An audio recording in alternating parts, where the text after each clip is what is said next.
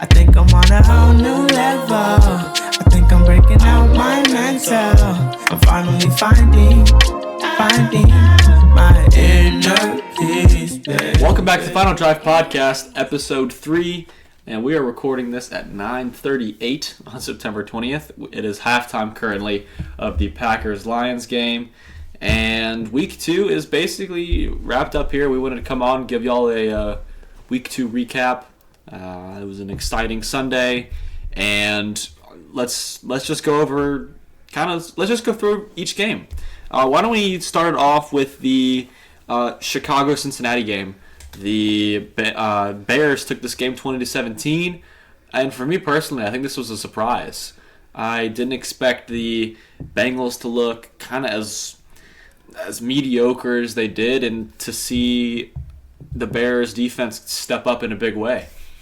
I completely agree. I thought the Bengals were going to take this. One could even accredit it to that Bears defense was just electric. I mean, they picked off Joe Burrow on 3 consecutive passes and just obliterated the Bengals defense. I mean, the Bengals were only really in that game because of a few last-minute touchdowns. I mean, that touchdown to Jamar Chase and T. Higgins at the end. I mean, for most of the game it was 10-20, and I felt like the Bengals offense really needed to figure some things out after this week, kind of reevaluate and be ready for next week. But this was definitely a step in the right direction for the Bears defense. Where do y'all see the Bengals going from here? I feel like we kind of know the direction of the Bears, but where do y'all see the Bengals specifically going?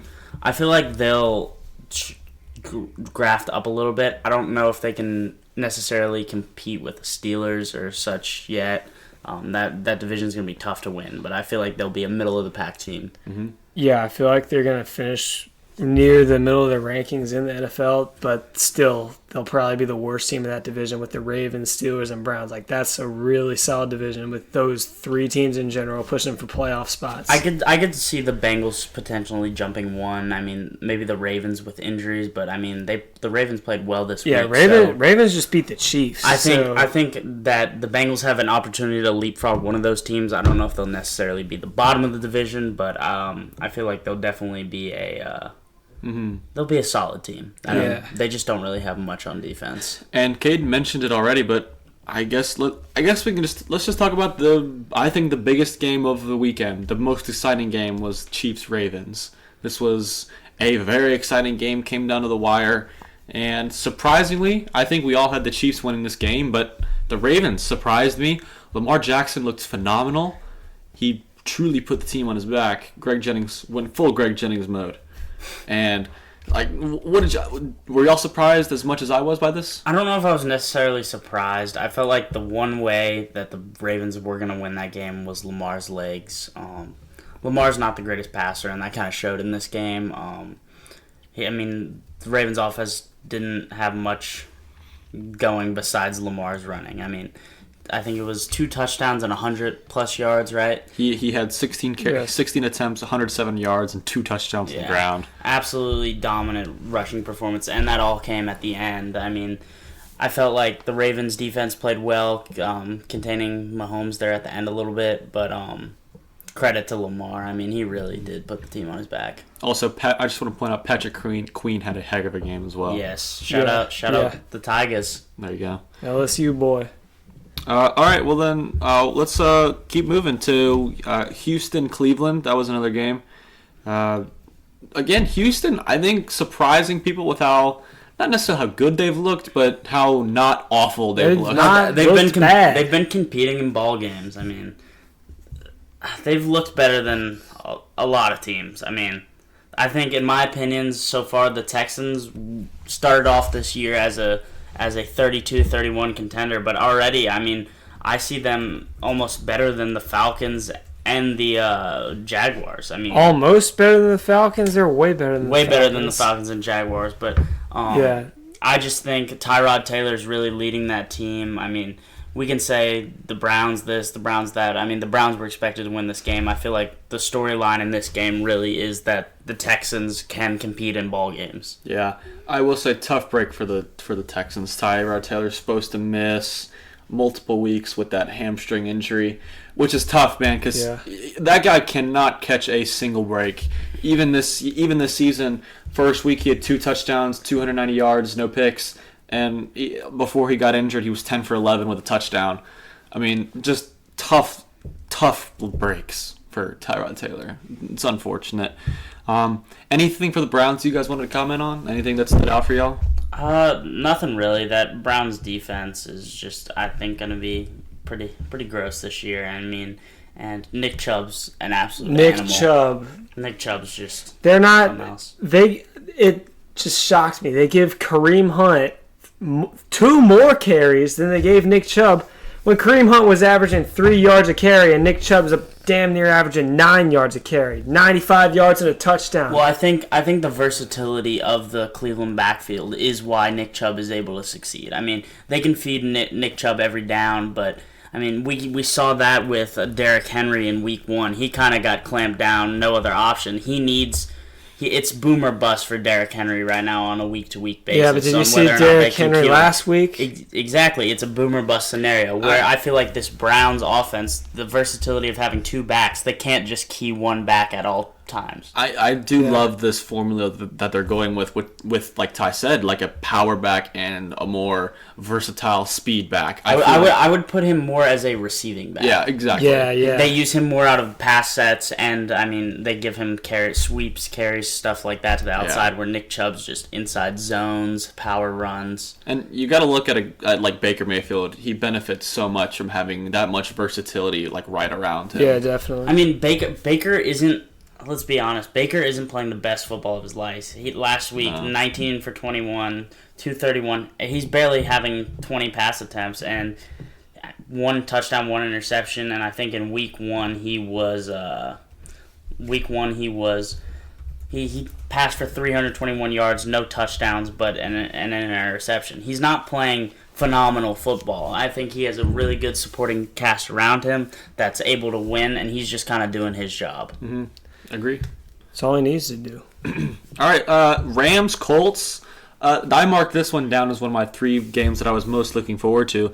The Rams took this one 27-24. I think the Rams continue to show that they are a Super Bowl contender.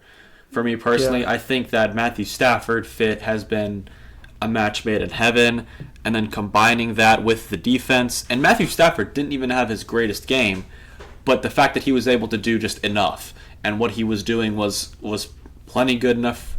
Well, it was good enough for them to win, and combining that with the defense is great. One connection on that team that's getting a little bit overlooked is that connection from Stafford to Cooper Kupp. Like, that guy's been an animal so far this season, and it's kind of going a little bit under the radar. I think that's a great connection, and I feel like everybody thought the Rams passing game was going to be pretty good with Woods and Kupp, and that defense is of course immaculate. I think the Rams' weak link is going to be that rushing game. Losing Cam Akers definitely hurt, and I feel like if the Rams still had Cam Akers, they would be the absolute front runners this season. But I mean, guys like Darrell Henderson are stepping up.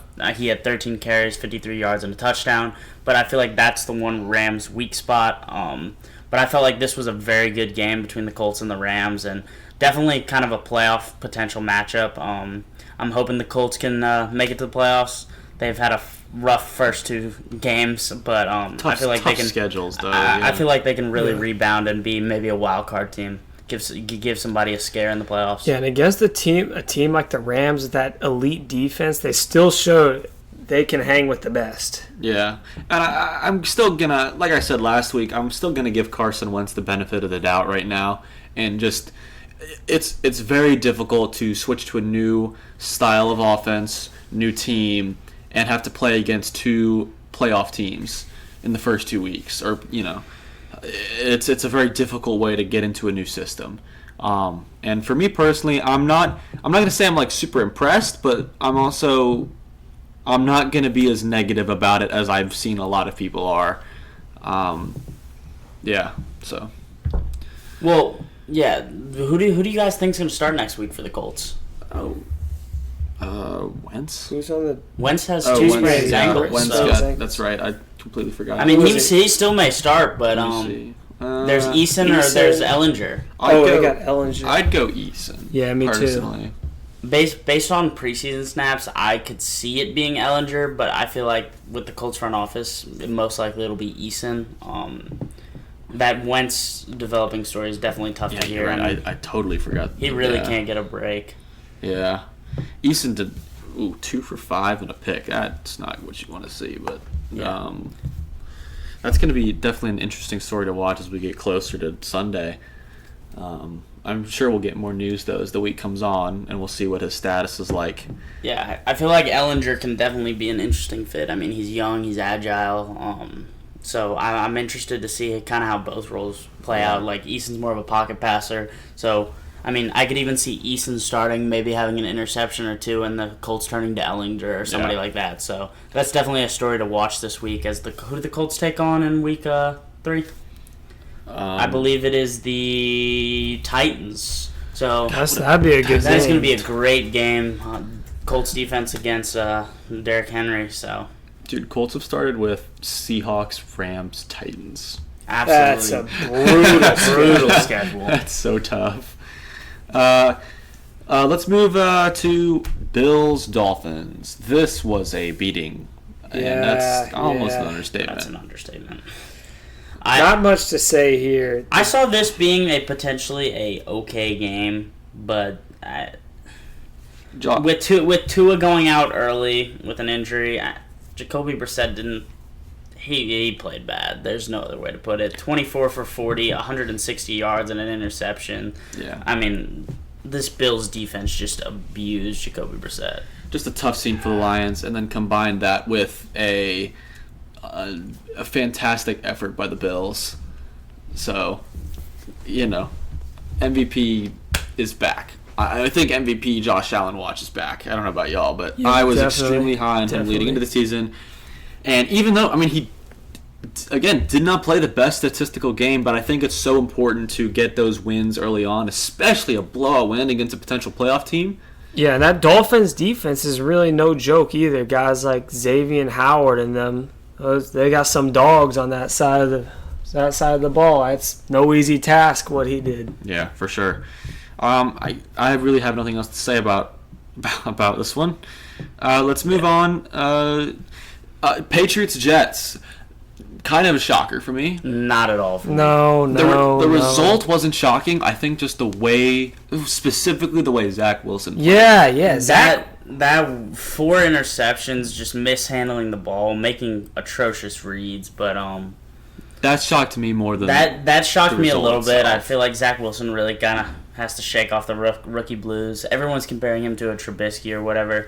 I feel like it's a little bit early for those. I'd at least give him till it is his second game later on in the week. Later on in the season, but I'm giving all the rookies like 10 weeks. This I really like this Patriots team as kind of a middle of the pack, almost wild card team. Mac Jones is playing great football.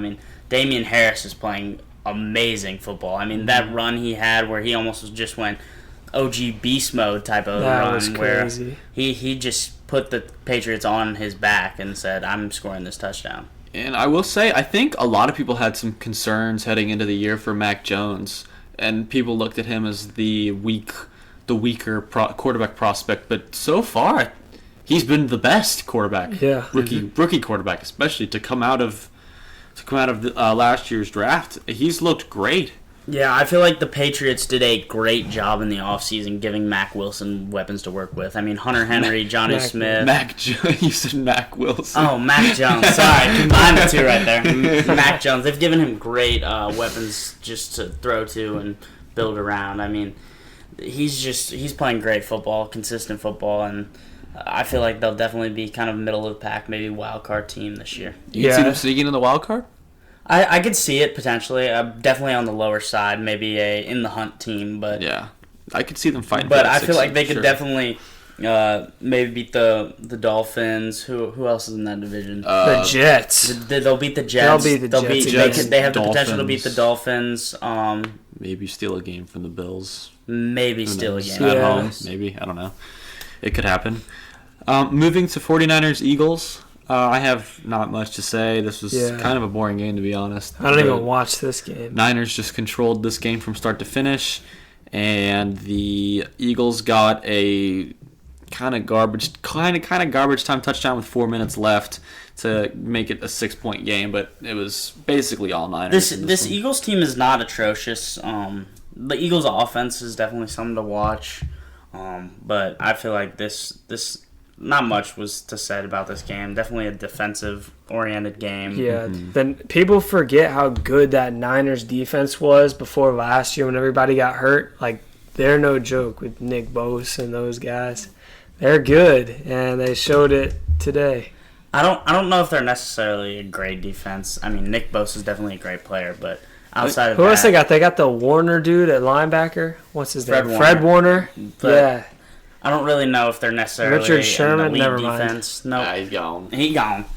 But I feel like that was a mediocre game. But I mean, a team I was really impressed by this week and cemented himself as a definite maybe playoff team, if not a contender. The Raiders. Yeah, for Derek sure. Carr is playing phenomenal football. I've always loved Derek Carr. I think that he's stepped his game up completely. He's always kind of been that good, not great QB. And so far this season, he's looked really, really good. Especially, I go back to that Monday night game against the Ravens, where he totally took control of that game and threw a great pass to Zay Jones at the end of that game. And he looked great again, throwing no picks, 2 touchdowns, and went into a very difficult environment in Heinz Field and took a game from the Steelers, which I had the Steelers, to be perfectly honest, and the Raiders are playing great football. Yeah. I mean, just I was a little tough on Gruden when he first got there, but I feel like he's doing a great job. Mm-hmm. Yeah, they've looked good.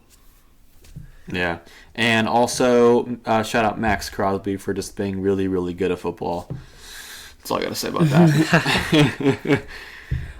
that. Another great game this week. Vikings Cardinals. Yeah, that one was good. That one came down to the wire.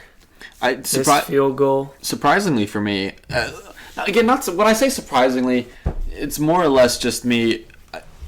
I did not see the Vikings playing as well as they did. Specifically, Kirk Cousins had a heck of a game. 3 touchdowns, 22 for 32.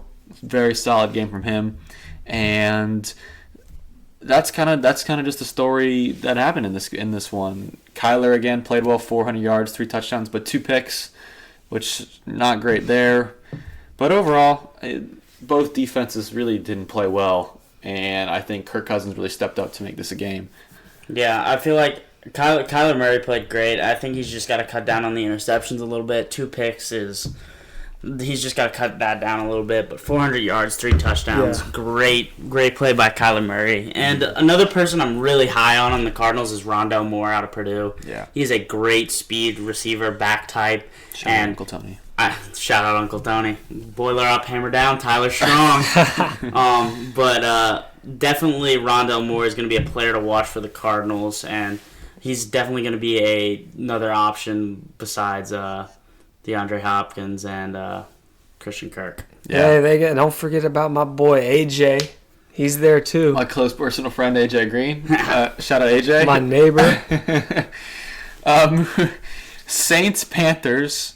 This very similar to the Bills Dolphins game was basically over from the start. I mean, Panthers really surprisingly dominated this game, and old Jameis kind of shined through a little bit, which made me sad.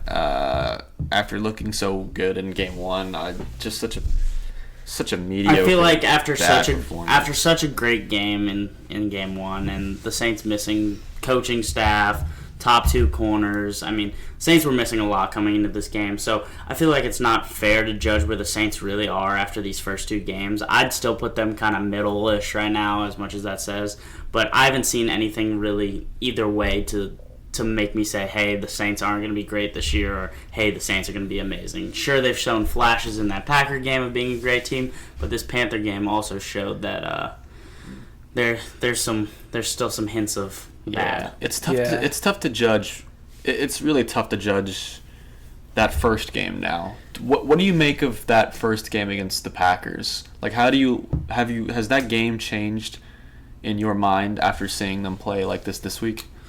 I don't necessarily know if it's changed my mind. The Packers are playing okay football right now. Let's be honest. They're moving the ball well now. I'd say below. We're in the average third quarter. them. They're moving the. I wouldn't say below average. I would say below average for Packer football. That's what below average for them. Yeah. I would say that the Saints defense did a great job last week, and this week was just they were getting abused. I mean, definitely missing Marshawn Lattimore hurt a lot. Yeah. They were getting beaten on all cylinders. It just wasn't what the Saints needed confidence wise. I feel like the Saints need to get hot, need to get on a roll. But I feel like the Saints definitely can somewhat contend wild card, maybe win the division if they steal a game from Tampa. I mean, I think they swept Tampa last year. I don't think they'll win the division. On the offensive side of the ball for them, for Jameis Winston, I'm going to give him the benefit of the doubt because I am too. New quarterback, new system for him, but also missing a lot of coaches. Missing a lot of coaches and receivers. Like, who was he throwing to? Guys like Marquez Callaway, Deontay Harris, Jawan Johnson. Who are these guys? I'm sorry, no disrespect, but I mean, I don't know who these people are. Killed me in Madden with Deontay Harris. Yeah, in Madden. I feel like the Saints. It's just such an interesting team. I feel like it's really going to be interesting to see around week 6 when Michael Thomas comes back to see what the Thomas to Winston connection is like. To see Winston with a actual receiver. And Thomas comes back against the Seahawks, and like you were saying, the Saints have at Patriots, home against the Giants, and at the football team. So they have 3 winnable games coming up, very winnable games. And if they can win 2 of those and then get Michael Thomas back, I think the Saints are in a very good spot. shape. Yeah.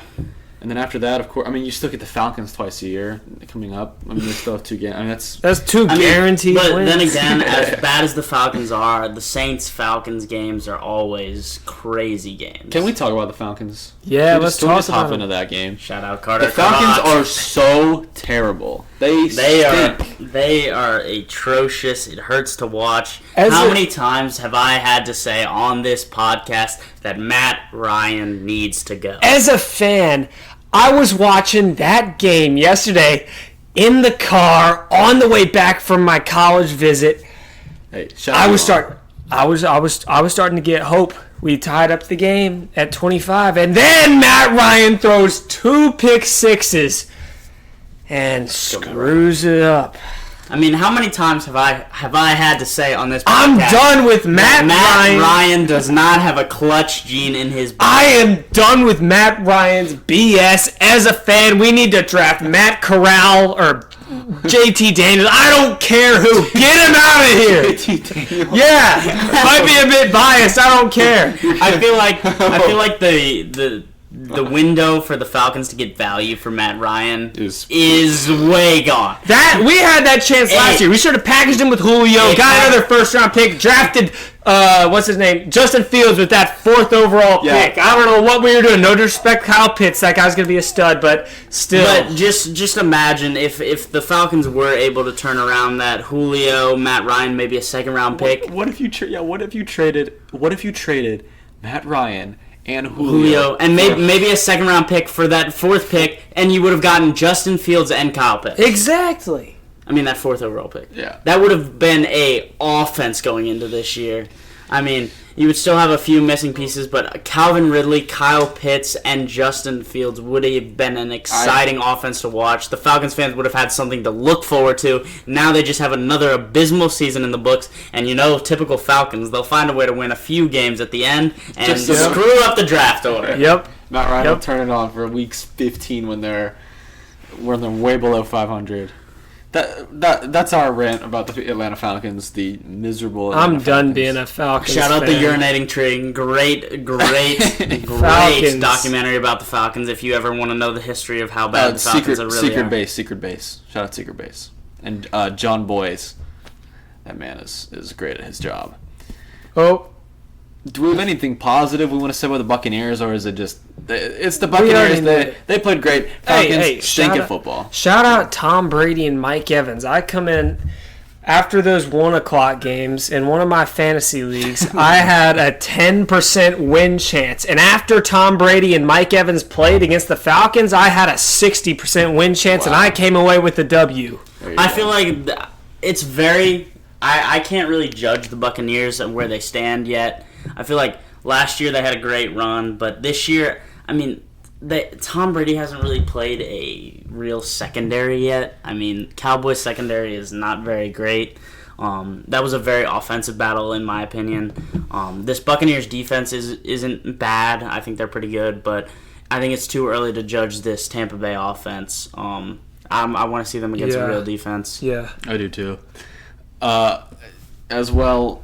We'll just move on. If you guys hear some pauses in this episode, it is because we are looking at the Packers-Lions game, which is currently 21-17 with 7:27 left in the third quarter. Rodgers is back. Aaron Jones also needs only a few more points for me to beat Carter Croc in our fantasy league. We're very locked into the fantasy league. All right, moving on to another game. Any other ones that y'all wanted to mention specifically? I don't have any more. Maybe football team Giants.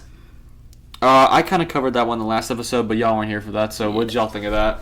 I mean, not really much to talk about. The Giants are just... Daniel Jones had probably the best game that I've seen him play as a Daniel Giant. Jones played great, and if it wasn't for Darius Slayton's Butterfingers, they probably would have came away with the win. Yeah, Daniel Jones is definitely... I think it's coming out of nowhere, establishing himself as a runner.